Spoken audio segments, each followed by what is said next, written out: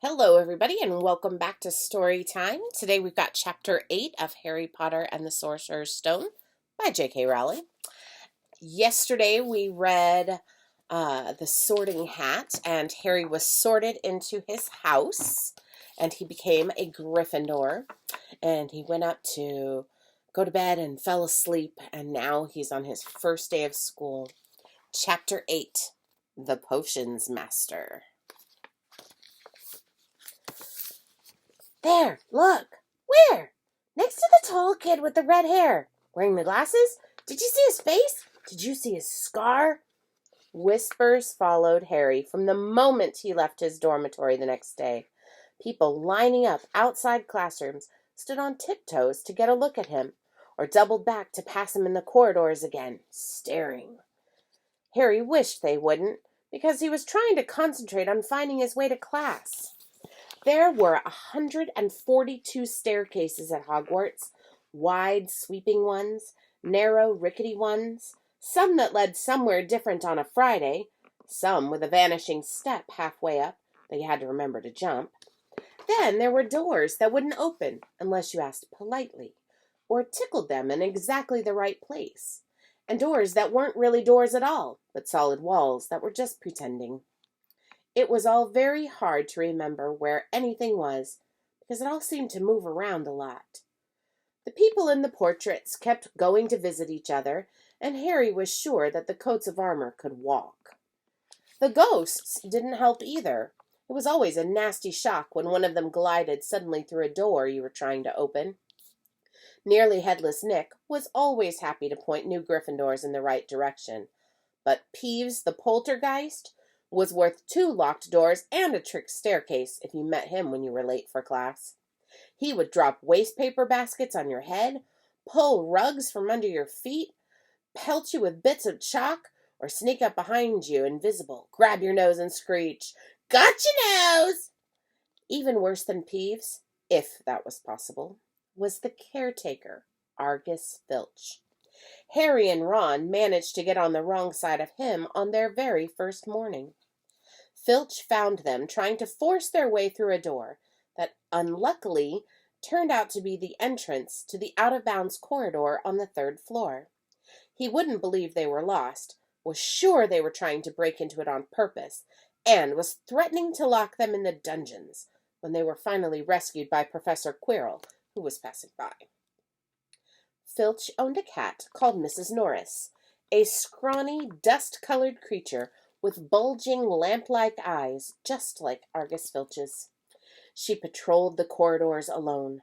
Break a rule in front of her, put just one toe out of line, and she'd whisk off for Filch, who'd appear wheezing 2 seconds later. Filch knew the secret passageways of the school better than anyone, except perhaps the Weasley twins, and could pop up as suddenly as any of the ghosts. The students all hated him, and it was the dearest ambition of many to give Mrs. Norris a good kick. And then, once you'd managed to find them, there were the classes themselves. There was a lot more to magic, as Harry quickly found out, than waving your wand and saying a few funny words. They had to study the night skies through their telescopes every Wednesday at midnight, and learn the names of different stars and the movements of the planets. 3 times a week they went out to the greenhouses behind the castle to study herbology with a dumpy little witch called Professor Sprout. There they learned how to take care of all the strange plants and fungi and found out what they were used for. Easily the most boring class was History of Magic, which was the only one taught by a ghost. Professor Binns had been very old indeed when he had fallen asleep in front of the staff room fire and got up the next morning to teach, leaving his body behind. Binns droned on and on while they scribbled down names and dates and got Emmerich the Evil and Uric the Oddball mixed up. Professor Flitwick, the charms teacher, was a tiny little wizard who had to stand on a pile of books to be able to see over his desk. At the start of their first class, he took the roll call, and when he reached Harry's name, he gave an excited squeak and toppled out of sight. Professor McGonagall was again different. Harry had been quite right to think that she is not a teacher to cross. Strict and clever, she gave them a talking to the moment they sat down in her first class. Transfiguration is some of the most complex and dangerous magic you will learn at Hogwarts. Anyone messing around in my class will leave and not come back. You have been warned. Then she changed her desk into a pig and back again. They were all very impressed and couldn't wait to get started, but soon realized they weren't going to be changing the furniture into animals for a long time. After taking a lot of complicated notes, they were each given a matchstick and started trying to turn it into a sewing needle. By the end of the lesson, only Hermione Granger had made any difference to her match. Professor McGonagall showed the class how it had gone all silver and pointy, and gave Hermione a rare smile. The class everyone had really been looking forward to was Defense Against the Dark Arts. But Quirrell's lessons turned out to be a bit of a joke. His classroom smelled strongly of garlic, which everyone said was to ward off a vampire he'd met in Romania and was afraid would be coming back to get him one of these days. His turban, he told them, had been given to him by an African prince as a thank you for getting rid of a troublesome zombie. But they weren't sure they believed this story. For one thing, when Seamus Finnegan asked eagerly to hear how Quirrell had fought off the zombie, Quirrell turned pink and started talking about the weather. And for another, they had noticed a funny smell hung around that turban, and the Weasley twins insisted it was stuffed full of garlic as well, so that Quirrell was protected wherever he went. Harry was very relieved to find out that he wasn't miles behind everyone else. Lots of people had come from Muggle families, and like him, hadn't had any idea that they were witches and wizards. There was so much to learn that even people like Ron didn't have much of a head start. Friday was an important day for Harry and Ron. They finally managed to find their way down to the Great Hall for breakfast without getting lost once. "What have we got today?" Harry asked Ron as he poured sugar on his porridge. "Double potions with the Slytherins. Snape's head of a Slytherin house. They say he always favors them. We'll be able to see if it's true." "Wish McGonagall favored us," said Harry. Professor McGonagall was the head of Gryffindor House, but it hadn't stopped her from giving them a huge pile of homework just the day before. Just then, the mail arrived. Harry had gotten used to this by now, but it had given him a bit of a shock on the first morning when about 100 owls had suddenly streamed into the great hall during breakfast. They circled the tables until they saw their owners and dropped letters and packages onto their laps. Hedwig hadn't brought Harry anything so far. She sometimes flew in to nibble his ear and have a bit of toast before going off to sleep in the owlery with the other school owls. This morning, however, she fluttered down between the marmalade and the sugar bowl and dropped a note onto Harry's plate. Harry tore it open at once. It said in a very untidy scrawl, "Dear Harry, I know you get Friday afternoons off, so would you like to come and have a cup of tea with me around 3? I want to hear all about your first week. Send us an answer back with Hedwig. Hagrid." Harry borrowed Ron's quill, scribbled, "Yes, please, see you later," on the back of the note, and sent Hedwig off again. It was lucky that Harry had tea with Hagrid to look forward to, because the potions lesson turned out to be the worst thing that had happened to him so far. At the start of term banquet, Harry had gotten the idea that Professor Snape disliked him. By the end of the first potions lesson, he knew he'd been wrong. Snape didn't dislike Harry. He hated him. Potions lessons took place down in one of the dungeons. It was colder here than up in the main castle, and would have been quite creepy enough without the pickled animals floating in glass jars all around the walls. Snape, like Flitwick, started the class by taking the roll call, and like Flitwick, he paused at Harry's name. "Ah, yes," he said softly. "Harry Potter. Our new celebrity. Draco Malfoy and his friends Crabbe and Goyle sniggered behind their hands. Snape finished calling the names and looked up at the class. His eyes were black like Hagrid's, but they had none of Hagrid's warmth. They were cold and empty, and made you think of dark tunnels.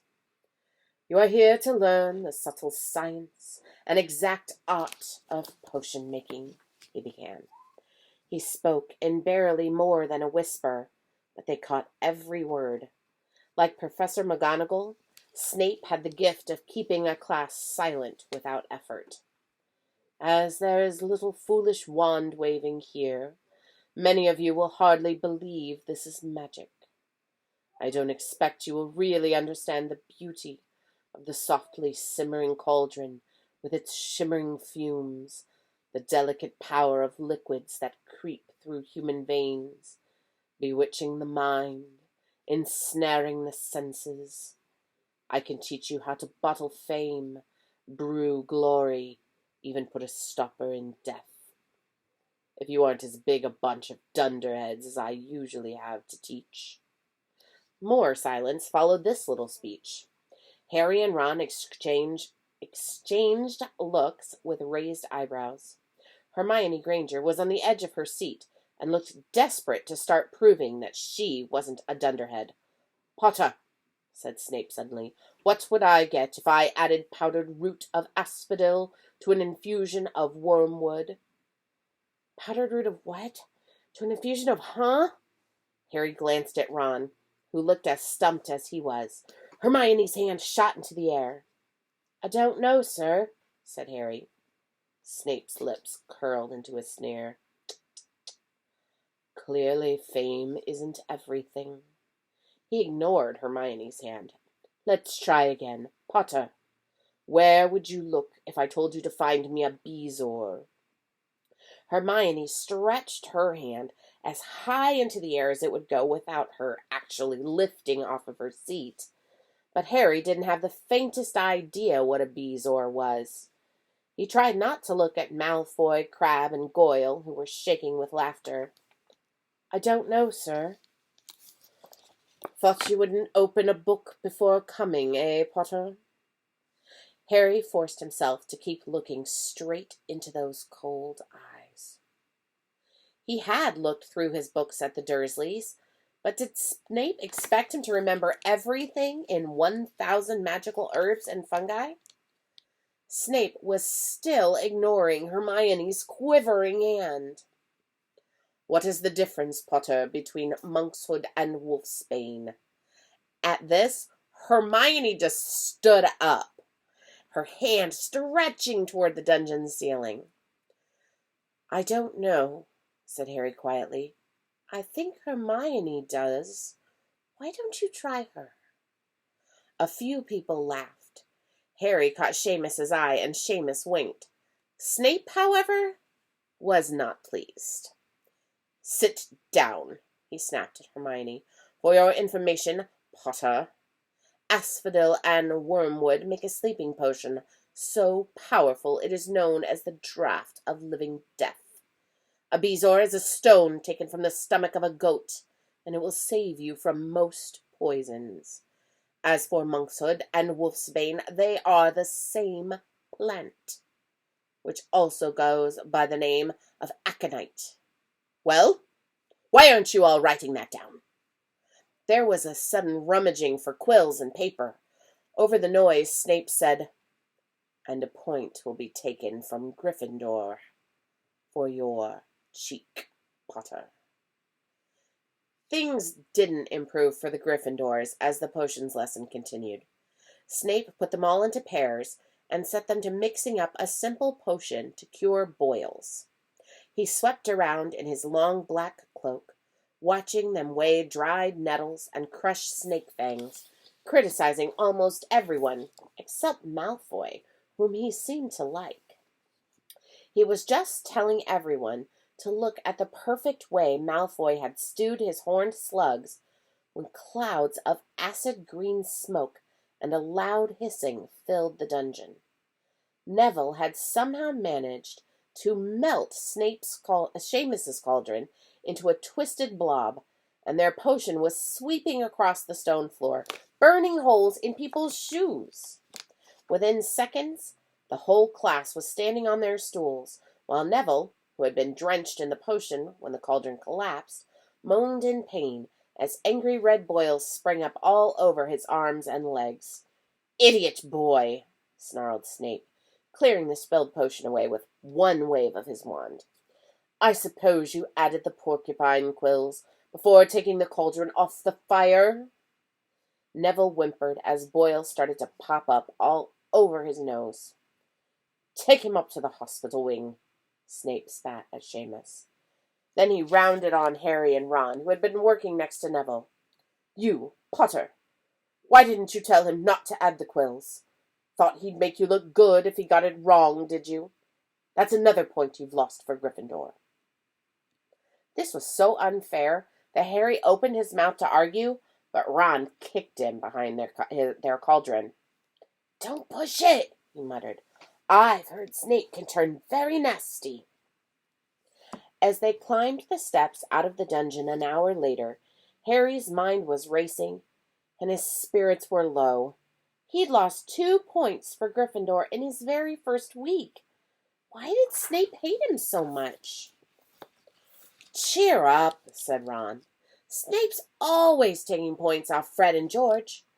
Can I come and meet Hagrid with you?" At 5 to 3, they left the castle and made their way across the grounds. Hagrid lived in a small wooden house on the edge of the Forbidden Forest. A crossbow and a pair of galoshes were outside the front door. When Harry knocked, they heard a frantic scrabbling from inside and several booming barks. Then Hagrid's voice rang out, saying, "Back, Fang, back!"